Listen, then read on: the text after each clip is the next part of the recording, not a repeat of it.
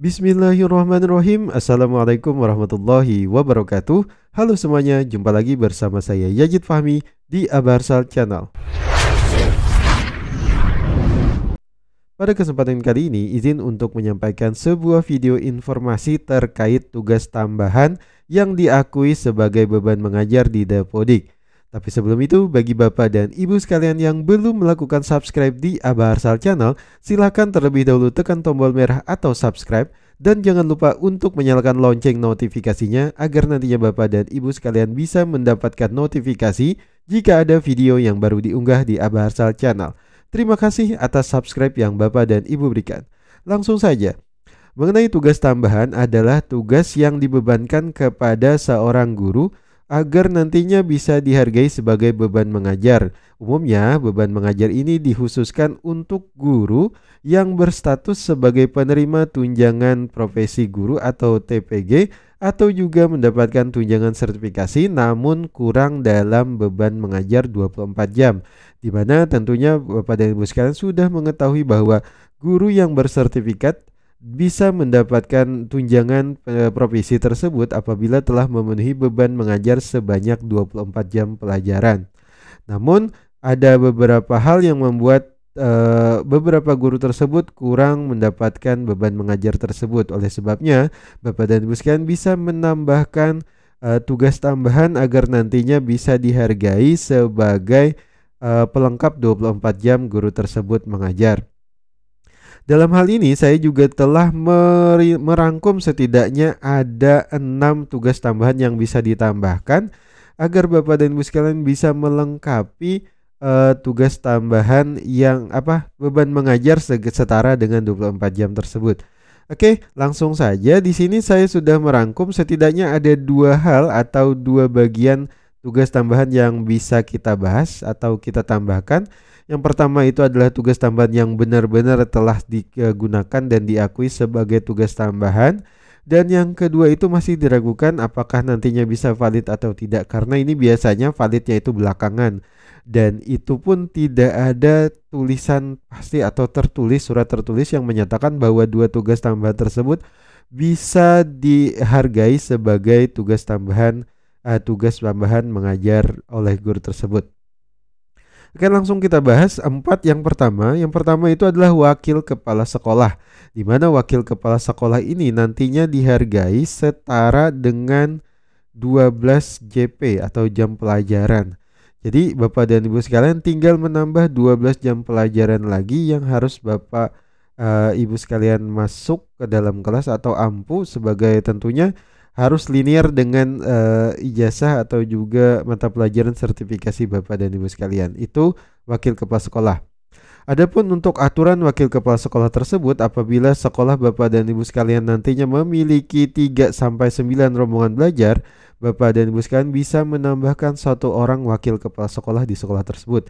Tapi jika nantinya lebih dari 9 atau 10 sampai 18 rombel, maka nantinya tugas atau wakil kepala sekolah itu bisa ditambahkan sampai 2 wakil kepala sekolah. Kemudian apabila nantinya lebih dari 18 rombel, itu nantinya bisa ditambahkan hingga 3 orang wakil kepala sekolah yang bisa valid. Jadi tentunya hal ini menjadi solusi yang sangat tepat bagi Bapak dan Ibu sekalian yang ada gurunya itu masih kurang kurang jam mengajarnya atau beban mengajarnya. Jadi 12 JP bisa ditambahkan. Jadi tinggal 12 JP untuk mengampu mata pelajaran yang linear dengan sertifikasinya. Kemudian yang kedua adalah kepala laboratorium. Nah, di sini untuk wakil kepala sekolah tadi itu sendiri tidak dibatasi apakah dia itu harus mata pelajaran ini atau itu. Enggak, untuk wakil kepala sekolah itu bebas, baik itu BK sampai mata pelajaran seni budaya pun bisa menjadi wakil kepala sekolah tentunya. Tapi yang pasti itu harus memiliki SK, itu aja syaratnya, SK dari kepala sekolah bahwa beliau atau guru tersebut diberikan tugas tambahan sebagai wakil kepala sekolah. Dan wakil kepala sekolah yang dipilih itu adalah wakil kepala sekolah saja ya, bukan wakil kepala kurikulum atau yang lainnya. Untuk SMP khususnya itu hanya wakil kepala sekolah yang dihargai.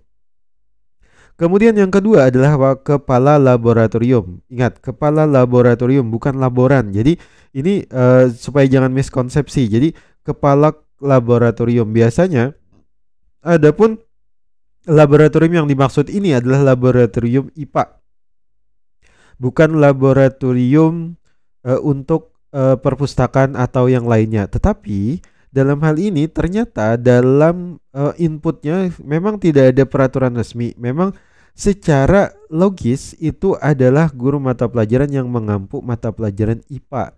Tapi berdasarkan pengalaman beberapa orang yang telah mencoba menginput kepala laboratorium ini, bisa ditambahkan juga untuk mata pelajaran bahasa Inggris misalnya, bisa menjadi kepala lab ataupun apa. Biasanya kepala laboratorium ini sendiri supaya lebih aman itu biasanya harus memiliki sertifikat sebagai kepala laboratorium. Tentunya sertifikat ini bisa didapatkan ketika Bapak dan Ibu sekalian mengikuti pelatihan sebagai kepala laboratorium. Adapun untuk mata pelajarannya itu biasanya berdasarkan pengalaman yang telah dilakukan itu bisa valid untuk semua mata pelajaran. Berdasarkan pengalaman, kepala laboratorium ini sendiri tidak dibatasi untuk mata pelajaran IPA saja, walaupun sebenarnya kalau dilihat dari juknisnya harus mata pelajaran IPA. Tetapi berdasarkan pengalaman dari teman-teman saya juga yang memasukkan kepala laboratorium dari bahasa Inggris juga bisa valid saja. Tapi itu sekedar pengalaman dan tidak, tentunya untuk Bapak dan Ibu sekalian yang ingin mengikuti harus menanggung risikonya masing-masing untuk memastikan apakah kepala lab untuk mata pelajaran lain itu selain IPA bisa valid dan dihargai sebagai tugas tambahan yang diampu untuk 12 jam pelajaran. Kemudian yang ketiga adalah kepala perpustakaan. Kepala perpustakaan itu sendiri sama nilainya itu adalah 12 jam pelajaran juga. Jadi ini 12 jam pelajaran sama dengan wakil kepala sekolah, sama dengan kepala laboratorium. Jadi kepala perpustakaan itu sendiri 12 jam pelajaran. Kepala laboratorium dan kepala perpustakaan itu minimal mereka itu sudah memiliki kualifikasi S1 atau D4. Kemudian juga ke sekolahnya itu memiliki laboratorium itu pasti, atau perpustakaan itu pasti. Itu syarat yang harus dimiliki jika ingin meletakkan kepala lab dan juga kepala perpus.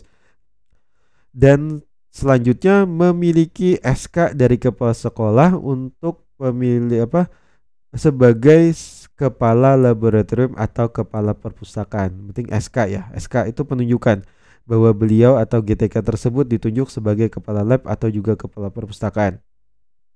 Selanjutnya yang baru untuk pelaksanaan kurikulum Merdeka ya, bagi sekolah yang melaksanakan kurikulum Merdeka nantinya ada tugas tambahan yang diakui dalam Dapodik sebagai tambahan jam pelajaran, yakni koordinator P5, di mana setiap satu kelas itu dihargai 2 jam, 2 JP ya. 2 JP masing-masing untuk satu rombel. Satu rombel. Jadi maksimal untuk satu orang guru tersebut memiliki mengampu sebagai koordinator P5 untuk 3 rombel saja. Jadi di sini bisa dikatakan maksimalnya itu 6 JP, yakni 3 rombel gitu aja. Itu maksimal, nggak bisa ditambah. Misalnya mau ini misalnya 6 JP ini kurang nih, mau ditambah jadi 4 rombel sehingga 8 JP, ya itu nggak bisa. Pastinya akan ada 2 JP yang tidak dihargai atau tidak diakui, karena maksimal koordinator P5 itu hanya mengampu untuk 3 rombel saja ya, atau 6 JP saja dihargai. Kemudian yang diragukan adalah wali kelas dan pembina pramuka, itu masing-masing 2 JP kalau tidak salah ya. Tetapi ini saya belum punya pengalaman, tapi berdasarkan pengalaman teman-teman saya saja yang bisa valid ternyata untuk 2 JP khusus untuk wali kelas dan juga pembina pramuka. Tetapi sekali lagi ini diragukan karena biasanya untuk validitasnya itu paling belakangan atau sudah hampir habis untuk masa valid atau tidaknya. Jadi ini sangat diragukan dan sangat tidak recommended untuk ditambahkan. Tetapi jika memang Bapak dan Ibu sekalian tidak memiliki opsi lain untuk menambah JP atau jam pelajaran, silahkan tambahkan saja, siapa tahu benar-benar bisa dihargai.